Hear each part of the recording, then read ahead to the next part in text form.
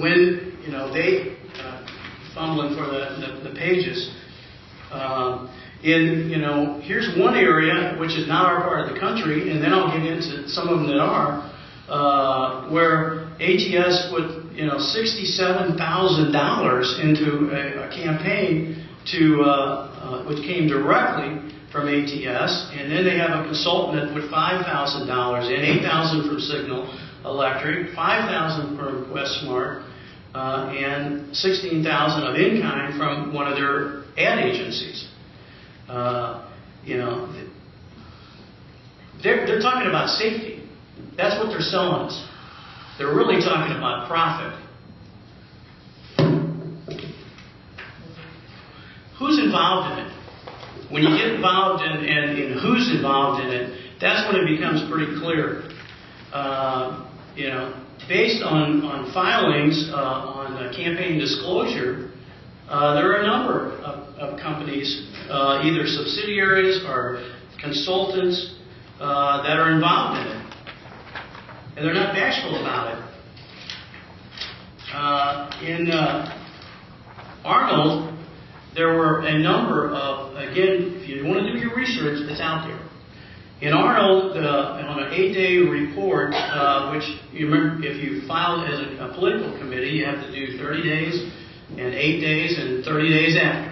Well, in the 8-day report, the attorney for Traffic Solutions contributed money to a proponent of the traffic signals, or not to the people that were against it.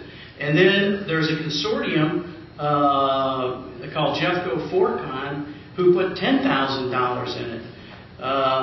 The thing that really struck me hard was George Gershner, and it's Gershner Electric who puts lights, traffic signals up. And one of his subsidiaries, GEI Contractors, put money in the campaign and also, and I believe, and I don't recall that finding the number, I think the number is about $10,000. But it made me think, we went through a situation with a new traffic signal at Blue Jay Drive. And we had a councilman who was very much against, or was very much for funding that through the lowest contributor or the lowest bidder in the process, and then suddenly flipped and supported Gerstner. Really interesting. Are you accusing one of them? I'm not accusing anybody. I'm saying that the issue is this man, who is going to benefit from the light, ends up contributing money here. Who was it, John? I'd like to get on the subject of safety, if possible, because I think, safety is one of the things that I agree with. I think we can see a safety measure right there at the new section of South Point and 100. They have a flashing yellow light that warns people that that light is going to change. To me, that's more important than a red light camera that's going to give somebody a ticket, because that doesn't do anything. The flashing light gets people's attention. I've also heard in other cities they have a countdown where the thing counts down to till it gets to a yellow light and everything else. I think that would be something to look at. There's another solution that I know nobody will be happy about. I'm not happy about it. I wouldn't want to see this either. But one of the things that causes injury accidents the most is speed. They always said speed kills. Well, if we're really serious about it, let's go from the city limits to city limits, shut it down to 30 miles an hour. We have no power to do that. That is not something we have any power to do. That is the MoDOT. Is that correct, Jim? Yes. So that's fine and good, but there's nothing we can do about that. And I'm not saying I want to see that. I'd rather see the other options out there more so than the camera, because to me, the camera doesn't do it. Another thing is having an officer out there patrolling. If they see an officer out there, they will slow down. I think our officers do a good job. I know they can't be there 24/7, but we have 3 years of stats that tells us when the average person goes through there. It's got to be broke up somehow, I would think.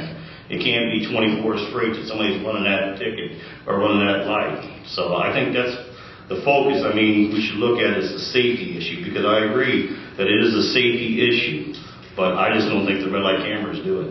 We need, Tim, like high times where it's getting random. High times where people are going through. I just want to say, at least it's made me a lot safer driver, because I'm very aware of those intersections. And not only of those intersections where we now have those lights, but I become more aware of those intersections when I'm in St. Louis and I'm in the county, and I wasn't before. So maybe I'm the only one that's a safer driver now, but I guarantee you that I'm a much safer driver and I'm much more aware of those intersections than I ever was before. Right. And you can see by the stats that ATS put out that the citizens of Washington are more aware, because the 63090 stats stated that we only got 24% of the people that got tickets were from Washington. But what about the people that are not from Washington? What about the other 70% or better that get the tickets that are not aware about it? What do we do to keep them from running the red lights besides giving them a ticket? Do we give them a warning? We got a little sign that says photo enforcement. People don't look at those things. If you've got something flashing, that will warn you ahead of time. Even if we flash the yellow.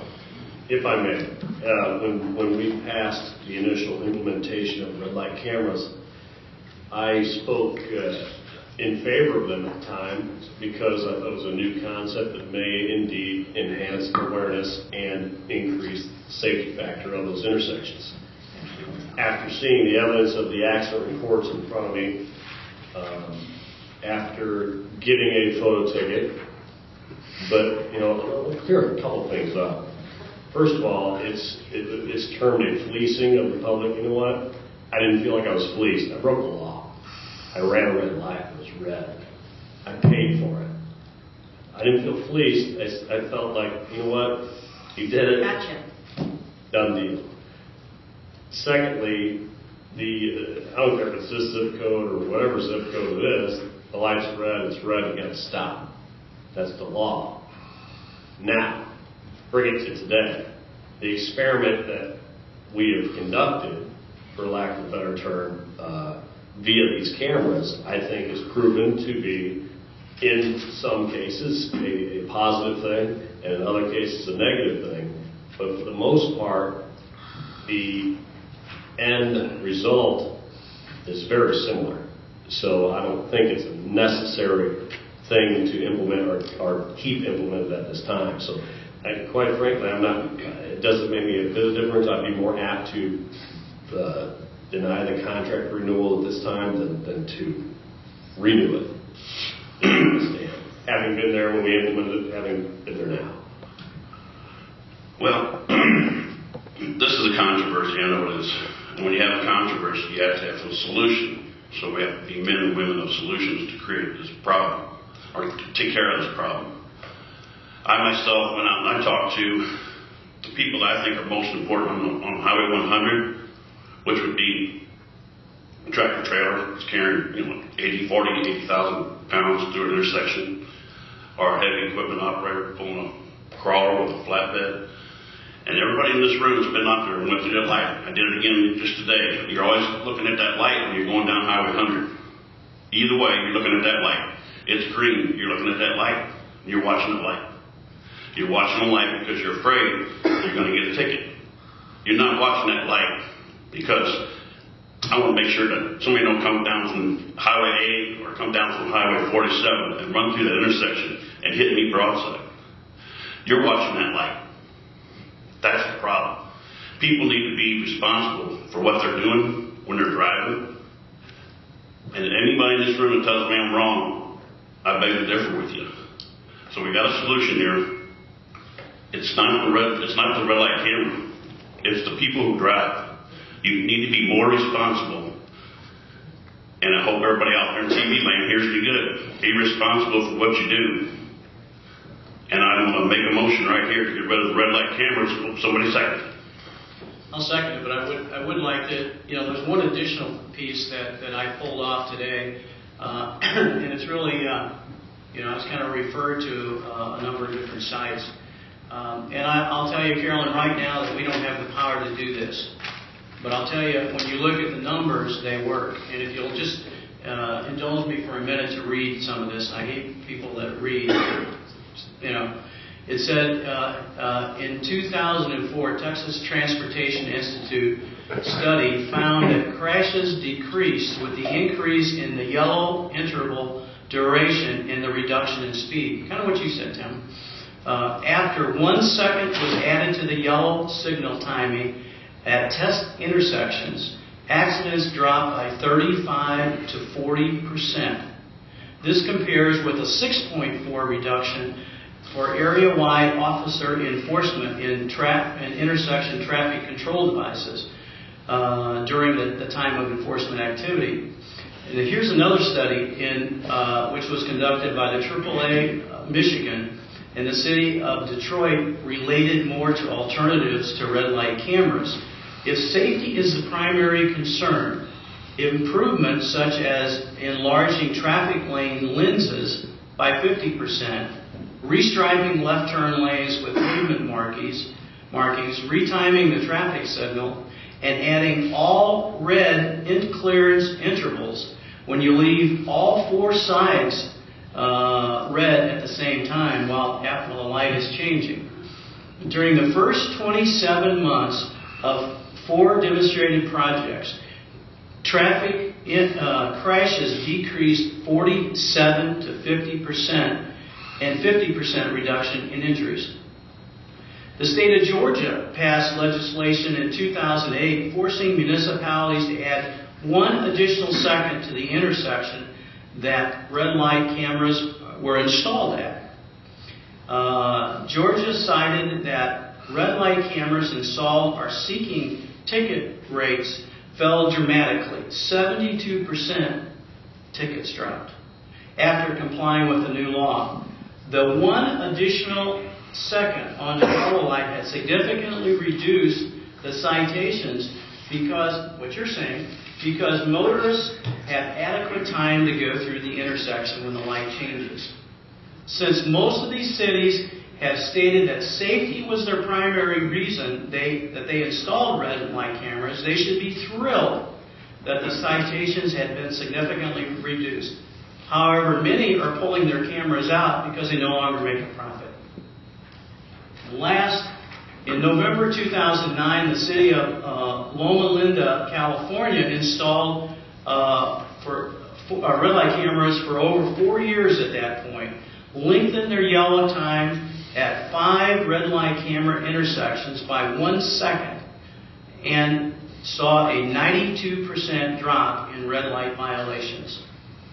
In December 2010, the city let their contract with the red light camera vendor, in this case it was Redflex, expire without renewing it as a result. And on that, I'll second the motion. The only thing I'd like to add to your motion, if you will, is that we instruct the mayor to write a letter to them and telling them that we have no intentions of renewing the contract, so there's no misunderstanding down the road.